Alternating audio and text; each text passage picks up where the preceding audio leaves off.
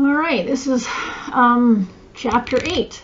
So we are going to be looking at further applications of integration in this chapter, and we'll start by looking at arc length. Okay, so arc length. So imagine we've got some curve that looks like this. The arc length is we want to be able to actually measure the length along an arc or along the curve. So like if I were going to start here and stop here, how long would I take, what would the distance be or the length to get along the curve from there? So you can imagine basically if we were going to do this, we could like essentially take a piece of string and just mold the string to our curve, and then after we had that, we could stretch out the string flat and then measure it. Now of course, this probably would not be super accurate if we were doing this with string, especially if we had a really complicated curve, and the more ups and downs you have, especially if they're small and lots of backs and forths, is going to be very inaccurate. So we need a precise definition for finding the length of a curve where we don't have to, use string or something like that to measure it. And we want it to be in the same spirit as the definitions that we've already developed for the concepts of area and volume. So remember what we did for area and volume. Essentially, we started out by step 1, okay, dividing the curve into n small parts. Okay, so essentially, like let's say we have some interval and we take and break this interval up into a bunch of parts like this, so like into these small parts.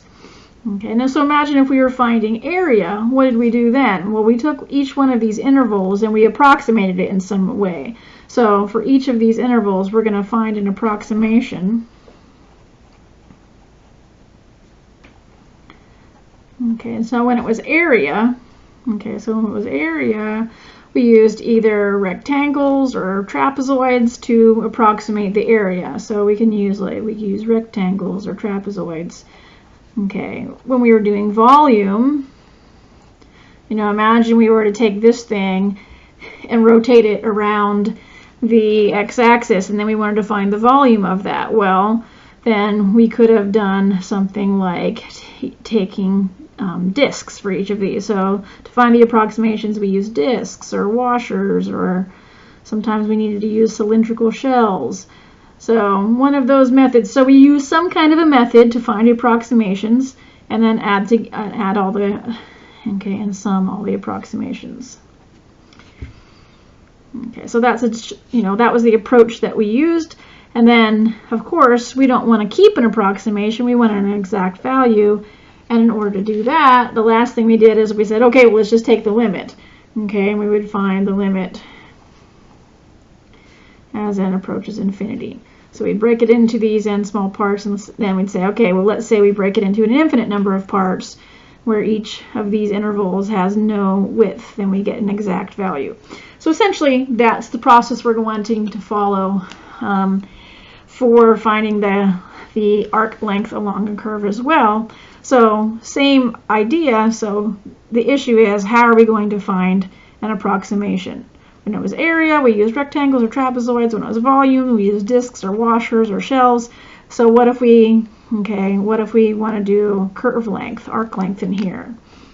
So if we want to do arc length, our question is, what should we use to approximate arc length? And that's what we're going to look at. Okay. So sort of the approach, if the curve had just straight segments like the sides of a polygon, then finding the length would be really easy. We'd just take all those straight segments, find the individual lengths of each of them, and then add them together.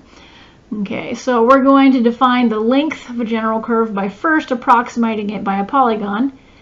Okay, because it's easy to find those lengths of those straight sides, and then taking the limit as the number of sides of the polygon is increased.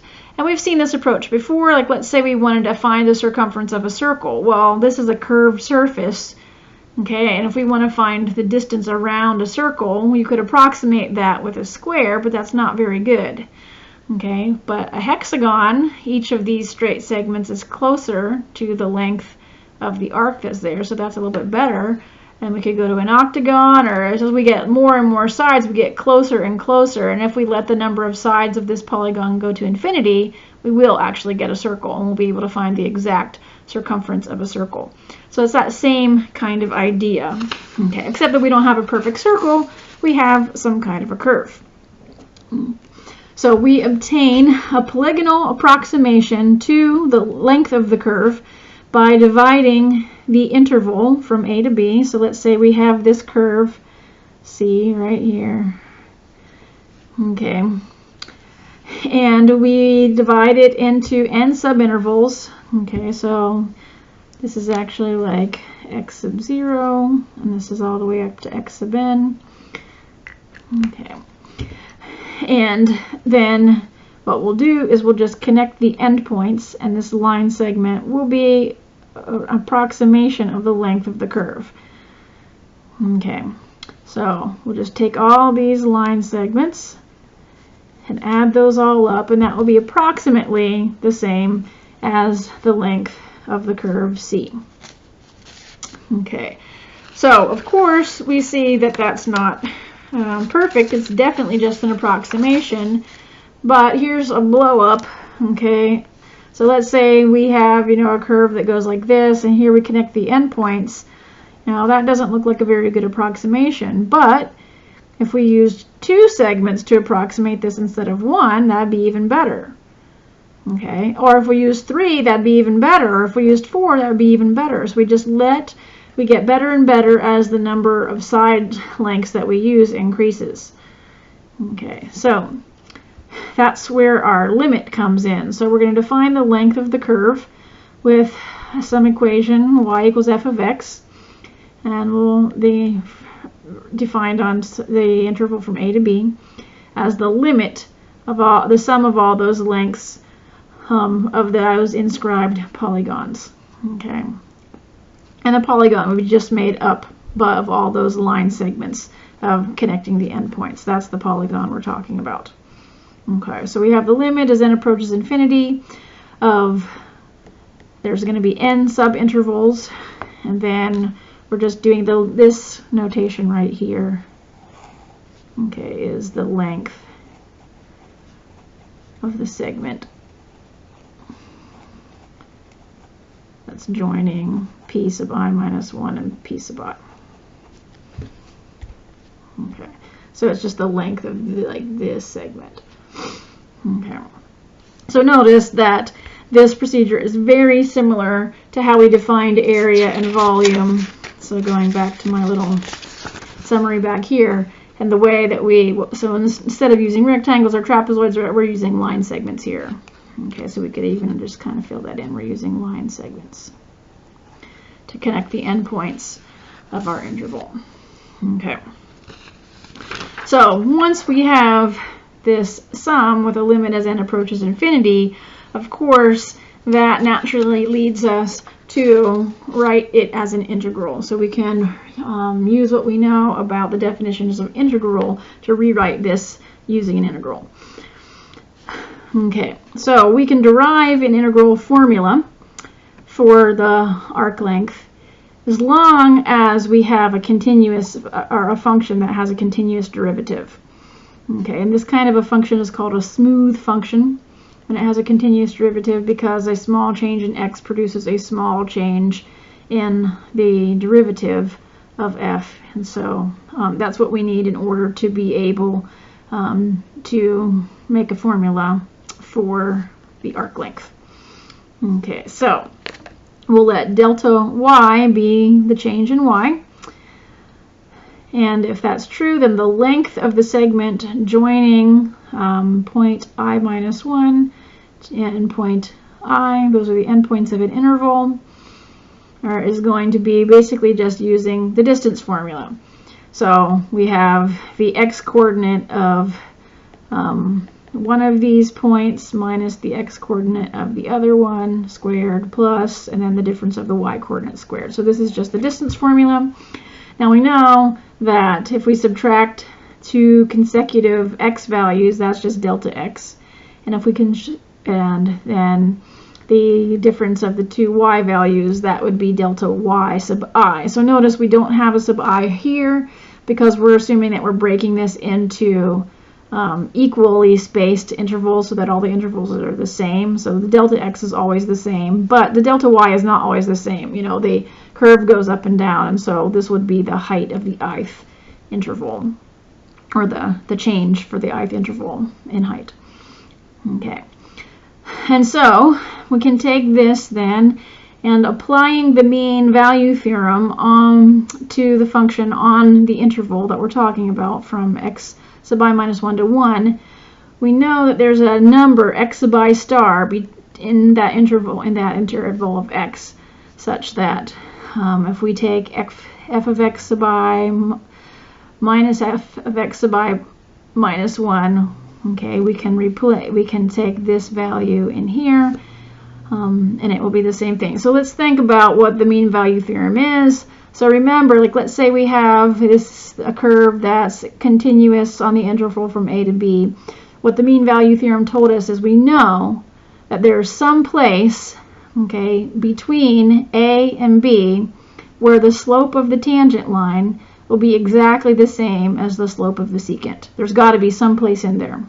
Okay, and so notice, like, let's say this is our x sub I star.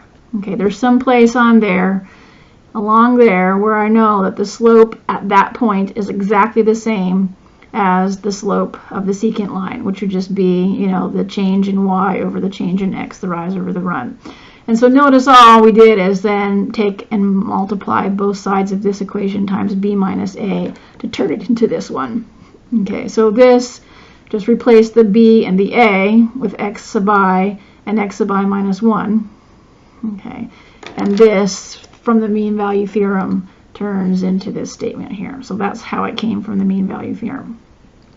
Okay, so we have then that the change in y sub I, okay, which is this right here, is the derivative at that x sub I prime times delta x. This is delta x.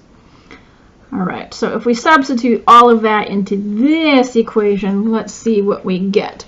Well, we know that this, the distance between those, is delta x squared plus delta y sub I squared. But we know that delta y sub I, okay, is this. So let's substitute this in for our delta y sub I. So we'll substitute in here f prime at x sub I star squared. Okay, and I forgot this delta x, so that would be delta x squared. Okay, and so then if we we see that we have a delta x squared here and a delta x squared here, so we could go ahead and factor that out.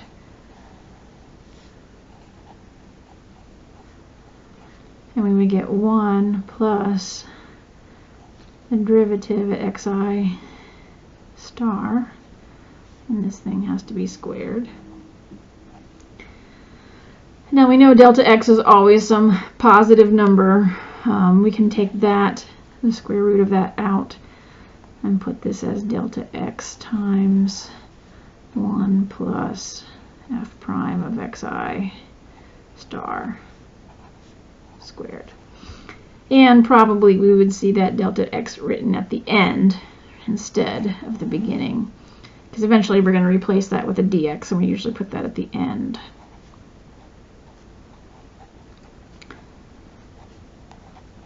So you'll probably see it written like that. Okay, so this would be another way of rewriting this distance between the 2 points on the ith interval. Okay, so now of course our goal is to get a formula containing integrals. So we're going to take this and put that into our previous expression that was our limit. So we know that the arc length was the limit as n approaches infinity of the sum of all these distances. So that would be the limit as n approaches infinity of the sum of those n intervals, and then we'll replace this, the distance, with this that we just wrote. So that would be the square root of 1 plus the derivative of x sub I star squared and then delta x. Okay. And now, using the limit definition of an integral, we can take and rewrite this this limit as an integral. So we know that that will be the integral from a to b of, and then we would just take this, so the square root of 1 plus f prime, and then we can just replace this with a generic x. And then this can be rewritten as dx. Okay, so that will be our formula as an integral for finding the arc length from some starting point A to an ending point B, that interval. Okay, and we know that that integral would have to exist because this function right here, this 1 plus f prime of x squared, is continuous. Okay, and we chose it to be continuous. Okay, so we can derive this in the case where f prime has a continuous derivative. Okay, so we chose it to have a continuous derivative, so we know that we'll be able to find that integral. All right, so now we have a theorem that tells us how to find the arc length. So if we know that f prime, or the derivative, is continuous on an interval a, b, then the length of the curve of y equals f of x between a and b is the formula that we just derived. The arc length is the integral from a to b of the square root of 1 plus the derivative of x squared dx.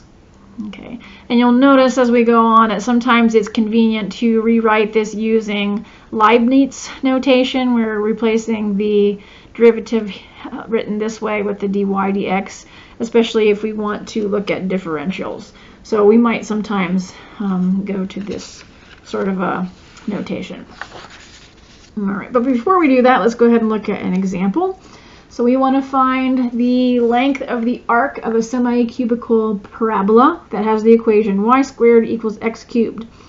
We want to go between the points 1, 1 and 4, 8. We have a little visualization over here. So we have this point 1, 1 and this point 4, 8.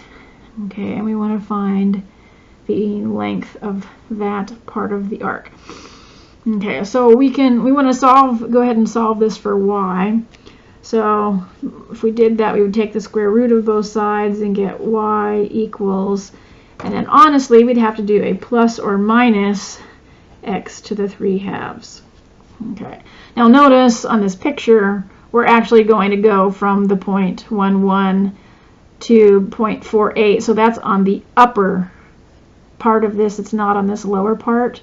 So we can throw away this minus 1 and we're going to use the f of x, y equals f of x equals the positive x to the 3 halves, because that's where the points 1, 1 and 4, 8 are along that portion of the curve.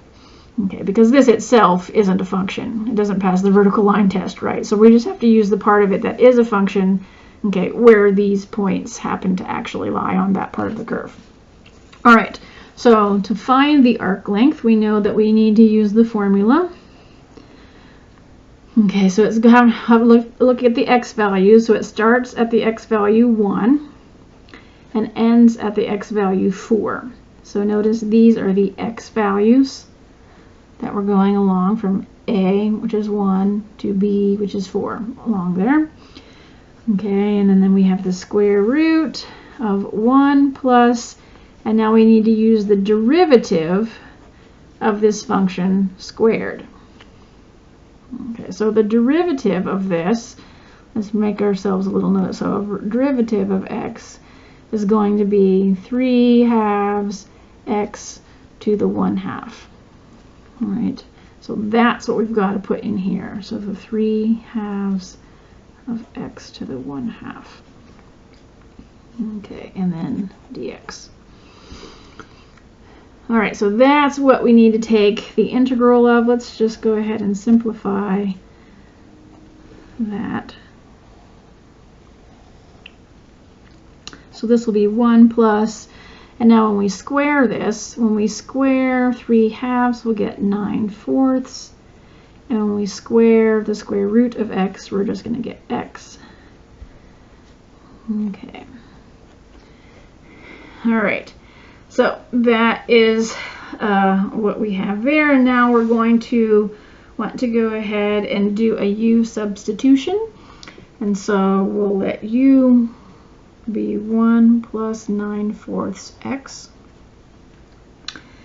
And then du will just be 9/4 dx. Okay, and if we just want to think about dx, that would be 4/9 of du would be dx. We also want to change our bounds of integration to match our new variable. Okay, so if we were to put 1 in for x, let me put x equals 1, then we would get u is 1 plus 9/4, which is 13/4. And when we have x equals 4, you would get u is 1 plus 9/4 times 4, or 10. Okay, so when we rewrite this in terms of u, we'll substitute in, so we'll go from 13/4 to 10 as our bounds of integration. All right, and then we will substitute in here, this will be the square root of u. Okay, and then dx will have, let's go ahead and put our 4/9 out here, and then that'll be du. Okay. All right, so that will give us, so we can think of this as u to the 1/2. So the integral of u to the 1/2 would be u to the 3/2 divided by 3/2, or times 2/3. And that has to be evaluated from 13/4 to 10. All right, so we would have 8/27 times, and then we've got 10 to the 3/2, and then minus 13/4 to the 3/2. All right, so let's see if we can simplify that a little bit. All right, so that would be like the square root of 10 cubed, which is 1,000, or let me just write 10 times 10 times 10. It was a little easier to see how to simplify that. And then that would be minus the square root of 13/4 times 13/4 times 13/4. Okay, again, that's a little bit easier to see probably if we write it that way. Okay, so we'll have 8/27 here. Okay, this simplifies to 10 square root of 10. Now each of these, if we have the square roots, these are all 2. Okay, so the square root of 2, so that will be just, okay, 1/8. And then the rest of this will be 13 square root of 13. Okay, now it's probably nice to multiply everything through by 8 and get rid of this fraction in here. So we might want to go ahead and take this 8 and distribute it through so that we'll only have a 1/27 out here. And then we'd get 80 square root of 10 minus 13 square root of 13. And get rid of that 1/8, and that might make it look just a little bit nicer. Okay, so that would be probably our final answer there.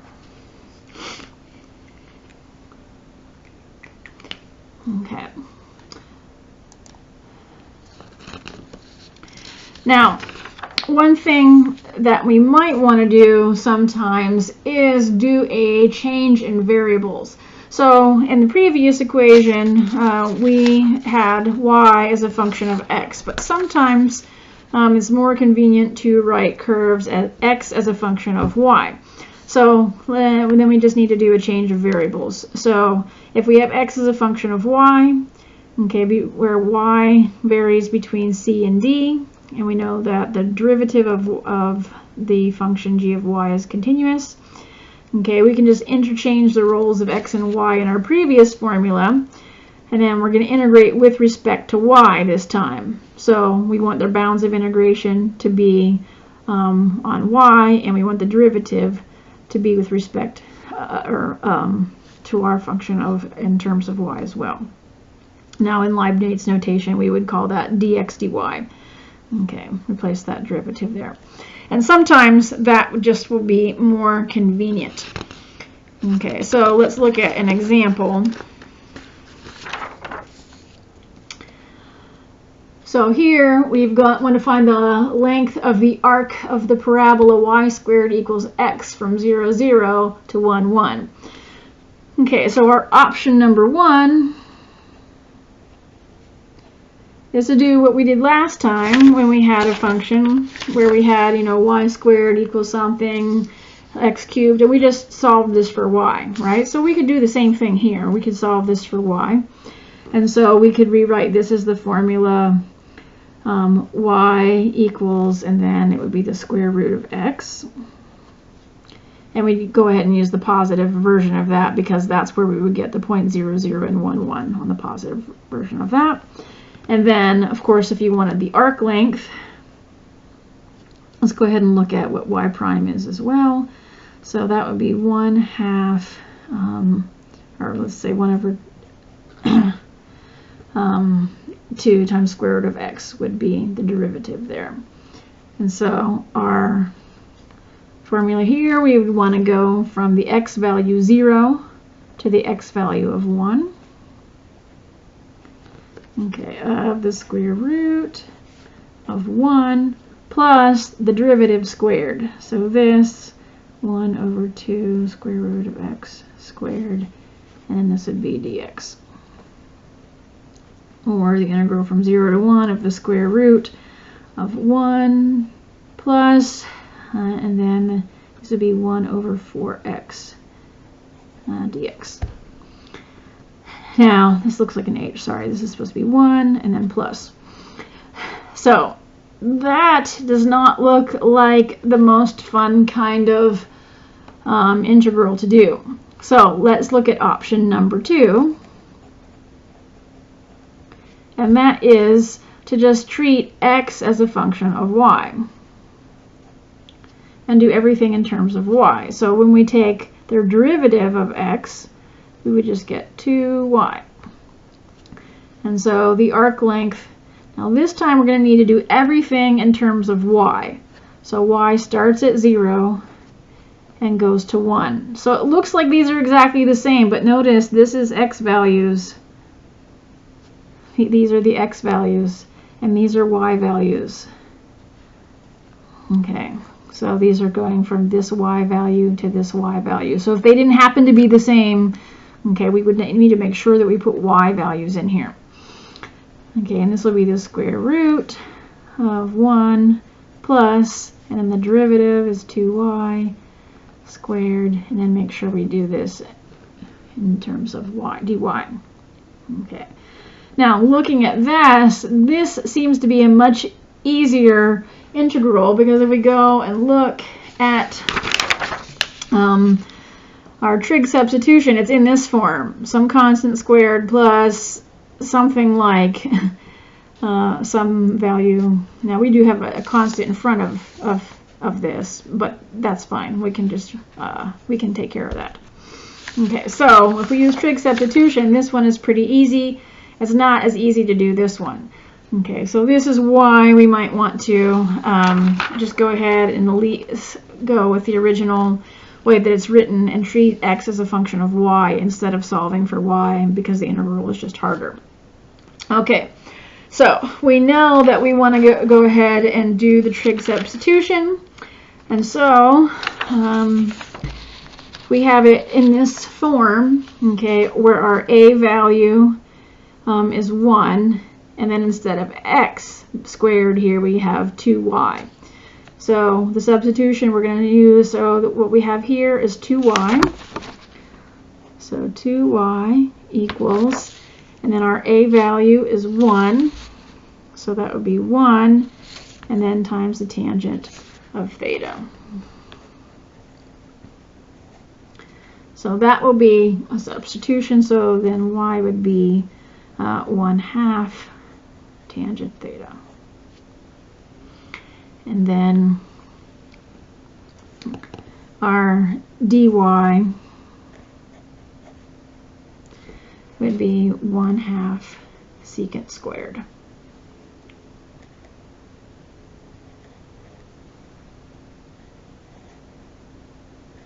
Theta d theta. Okay. The other thing we need to do is change our bounds of integration here. Okay, so that we can put everything in terms of y. So let's go ahead and do that.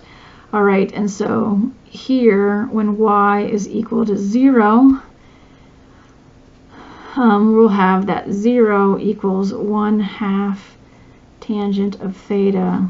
So what value of theta would give us a 0? So we'd have 0 times 1/2 is 0. Well, the tangent of 0 is 0.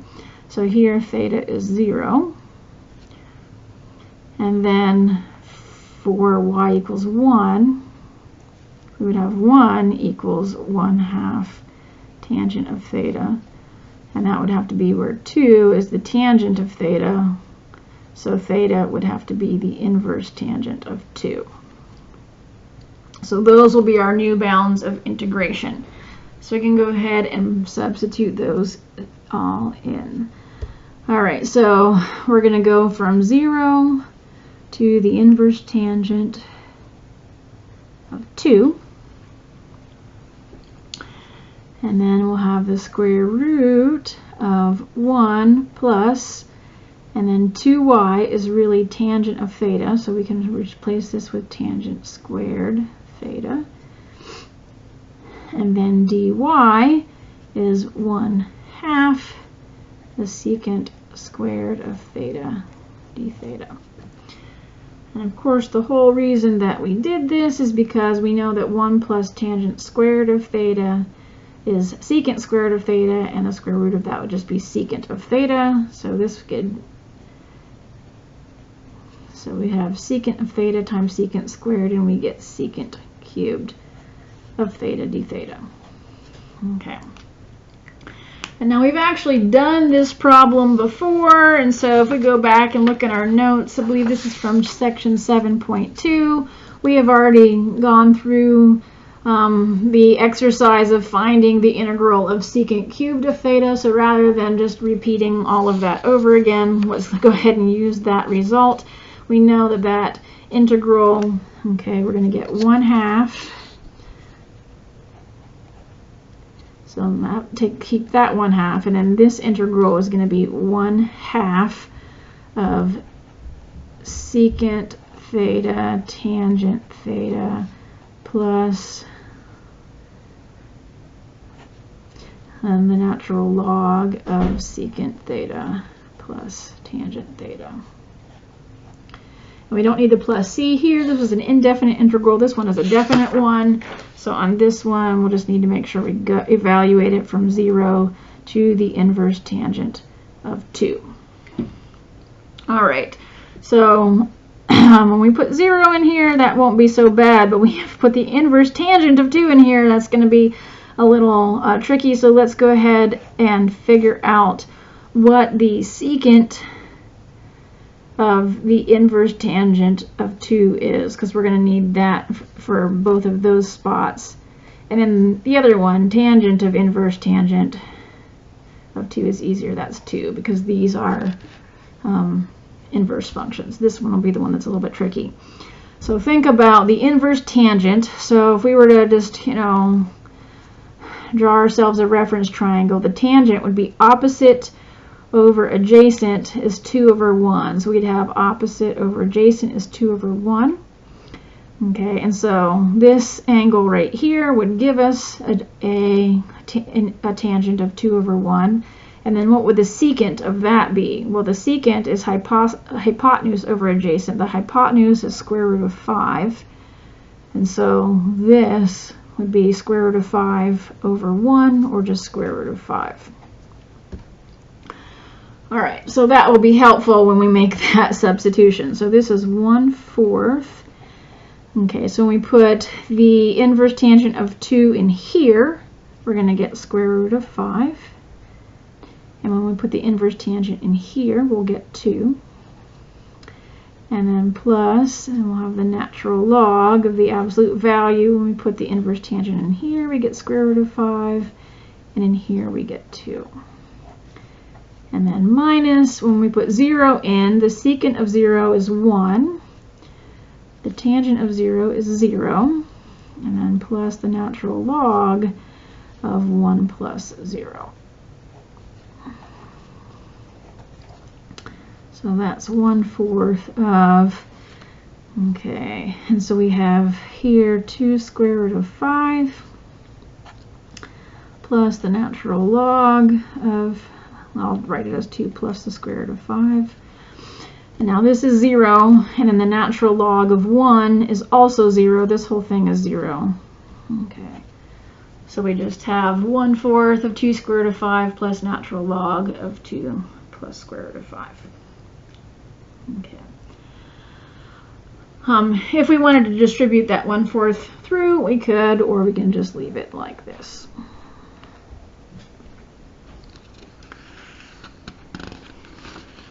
Okay, the last thing we'll look at in this section is the arc length function.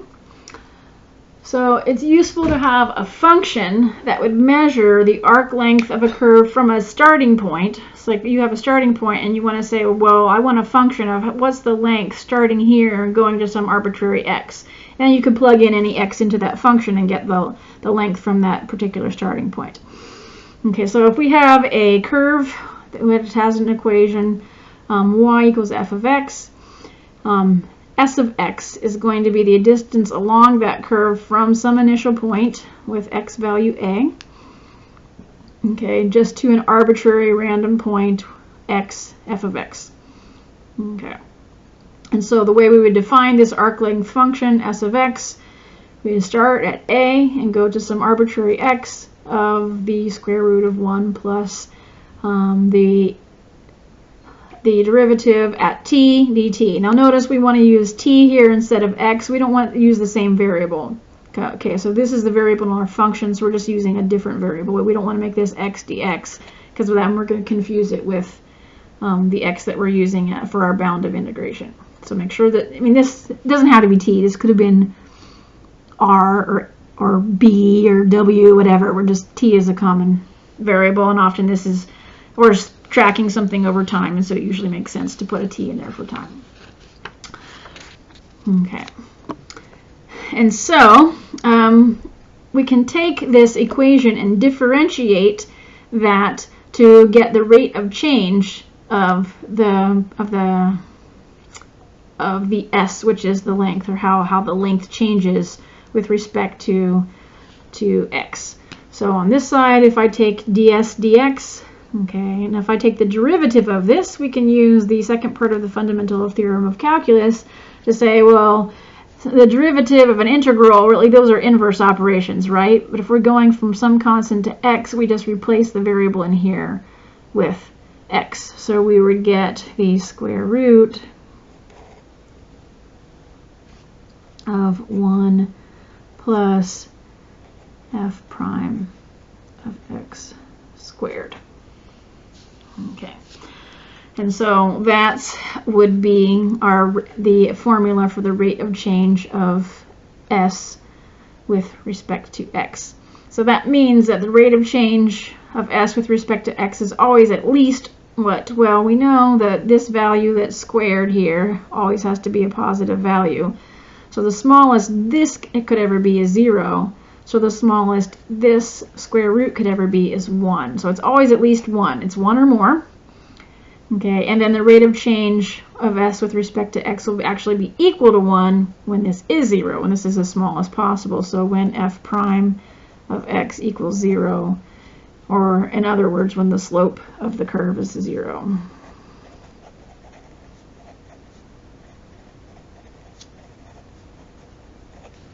Okay. Okay. And this is where we're going to actually look at using the Leibniz notation. It's sometimes nice to think of this in terms of differentials because it can help you remember, give your mind a visual of what all of this means. Okay, so the differential of arc length, ds, so notice we just took this right here and we moved the dx over to this side. It's just we've rewritten it as a differential. Okay, and sometimes we'll go ahead and write that in this form. Now where did this come, you might ask for? So let's just go ahead, if we squared both sides of this, we would get ds squared equals, when we square this, it takes the square root off, so we'll get 1 plus, and I'm going to rewrite this as dy squared over dx squared. And then square this part of it, we get dx squared.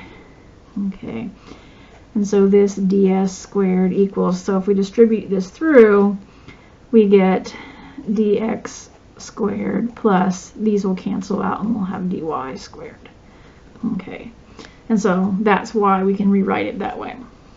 Okay, and this is actually a pretty easy thing to remember. And so if we look at this sort of geometrically, what this means is I've got my curve here, okay, and so I've got, the start of my interval here at A, and the end of my interval here is at B, and so this is delta x, okay. The actual change in the curve is here, this is the change in the function, or delta y, but the differential will be along this segment here. That's sort of the approximation that we use to find the length. That's the straight segment. Okay, and so what we get here is that this dx squared plus dy squared is ds squared. So just basically using the Pythagorean theorem. Okay. Now, of course, what we're really interested in is this part right here, but as we have limits and such, those will eventually be the same length of each other. So this ds squared equals dx squared plus dy squared is really easy to remember. And so if you can just remember that, you can always get back to the other two basically to this form. So if you started and you're like, oh, I remember that ds squared equals dx squared plus dy squared. That's easy to remember. Okay, well, you could just reverse this process and say, okay, well, that means, let's say I just factor out a dx squared. So if I factor out a dx squared, I'll get 1 plus dy over dx squared. And so then if I take the square root of both sides, I'll get ds equals, and I can take the square root of this, 1 plus dy dx squared, and the square root of that is just dx. Okay, so that'll give me that one. Or if I want to do everything in terms of y instead of in terms of x, I would just, instead at this prop, I would factor out a dy squared. Okay, and then instead of having a 1 here, so I would get dx over dy squared plus 1. And then taking the square root of both sides, I'd get the square root of, and I'll just rewrite this in the order dx over dy. And then, of course, the square root of that is dy. Okay, so if you ever forget these formulas, you can always derive them from this differential. So starting from this one is a little bit more intuitive. Okay. So last example, let's look at finding the arc length function for the curve y equals x squared minus an eighth natural log of x, where we want to start, our initial point is 1, 1. Okay, so we want our arc length function to be, how long is it from the point 1, 1 to an arbitrary x? So we want our function s of x. That will be the function that returns the length along the curve from 1, 1 to whatever the x value, to the point associated with that x value. Okay, so we now, going back here, the way that we find that is the integral from 0 to x, or sorry, from a to x. So in this case, our value is 1, so this would be 1 to x, not 0, but 1. Okay, and then just like we're expecting, 1 plus, and then we need to do the derivative at t m squared dt. So if we did the derivative of this, this would be 2, and let's think of this as being t instead of x. So we don't want to mix up our variables, so this would be like 2t, and then minus 1/8, and then the derivative of natural log is 1 over, so that'll be 1 over t. I'll put that there. And of course, we've got to square that, and then we'll do dt. Put everything in terms of t like we did here, so we don't mix up our bound. Okay, so now we just have to evaluate that integral.